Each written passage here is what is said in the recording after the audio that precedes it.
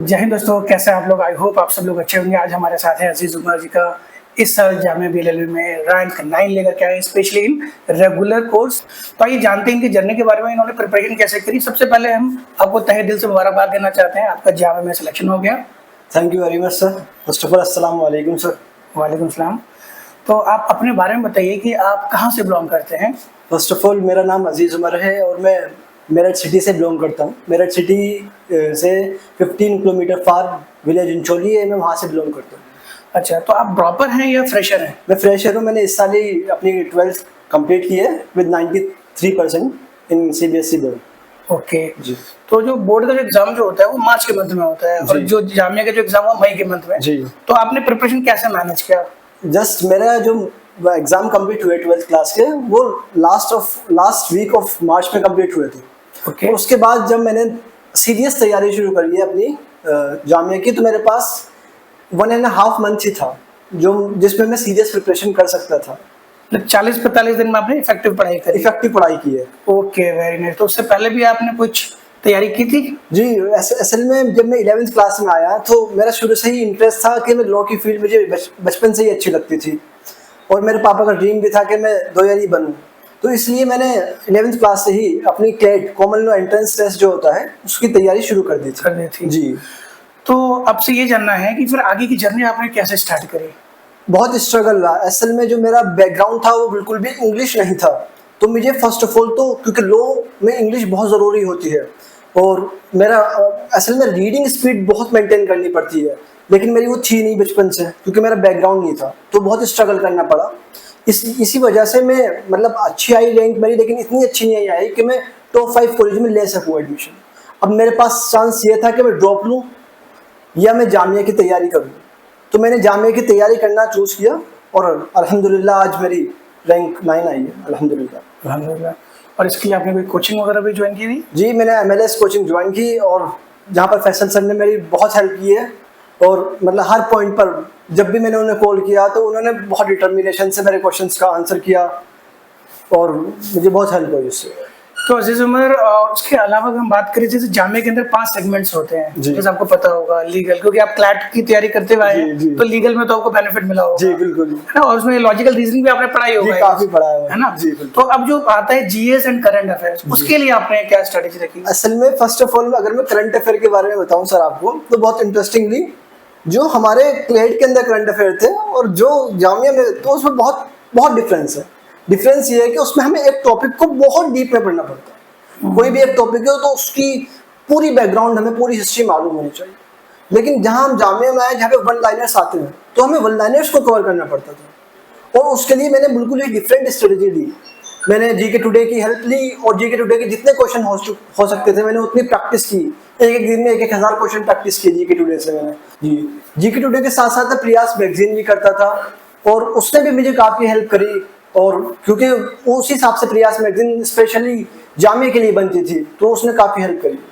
अच्छा, फिर अगर हम लोग बात करते हैं स्टैटिक जीके के लिए, जी, तो स्टैटिक जीके जैसे आपको पता है कि जामिया का जो पैटर्न है वो चेंज होता है। इस बार चेंज हो गया। स्टैटिक जीके क्वेश्चन ज्यादा आ गए। तो आपकी क्या स्ट्रैटेजी थी, क्योंकि बहुत सारे बच्चे होते हैं स्टैटिक जीके में उतना ध्यान नहीं देते हैं, तो स्टैटिक जीके वाला पार्ट, उसके लिए क्या स्ट्रैटेजी थी आपकी। फॉर्चुनेटली क्या हुआ कि स्टैटिक जीके के लिए एक तो सर ने बहुत अच्छा गाइड किया। सर यूट्यूब पे बहुत अच्छी क्लास लेते थे। उसके बाद जो इंडिया बिक्स वेबसाइट है उसने मुझे बहुत हेल्प की।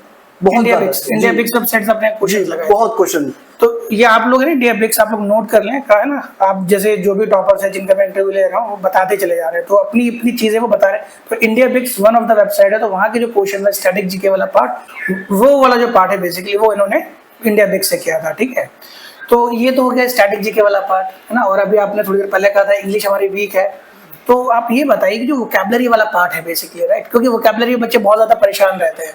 ग्रामर तो चलो ठीक है कर लेते हैं, एसपी अक्षय लगा लेते हैं, तो वोकैबुलरी आपने कहाँ से किया था। असल में जब मैं टेट की तैयारी कर रहा था तो उसमें द हिंदू में न्यूज़पेपर मैंने 2 साल तक पढ़ा, तो मेरे अच्छी खासी वोकैबुलरी तैयार हो गई थी। लेकिन जो जामिया के लिए वोकैबुलरी बहुत डिफरेंट है, क्योंकि उसमें जो लीगल वोकैबुलरी है वो भी बहुत इंपॉर्टेंट होती है और उसको तैयार करने के लिए फर्स्ट ऑफ ऑल तो जो गुफरान सर की क्लासेस थी उन्होंने काफ़ी हेल्प करी। चाहे आप ईडियम फ्रेज ले लीजिए, चाहे आप सिनोनियम सेंटोनियम से लीजिए, मतलब रिपीट हुए हैं क्वेश्चंस जो क्लास ली थी उन्होंने उससे। वो फ्रांस है। जी बिल्कुल। अच्छा, तो ये तो हो गई बात। और एक सबसे इम्पोर्टेंट बात है, जैसे आपने थोड़ी देर पहले कहा कि क्लैट की तैयारी की थी, लॉजिकल रीजनिंग वाला पार्ट आपने वहाँ पे कर लिया था, जी। क्योंकि जामे में 10 नंबर का एलिमेंट्री मैथ्स आता है, जी। तो वो आपने कैसे किया?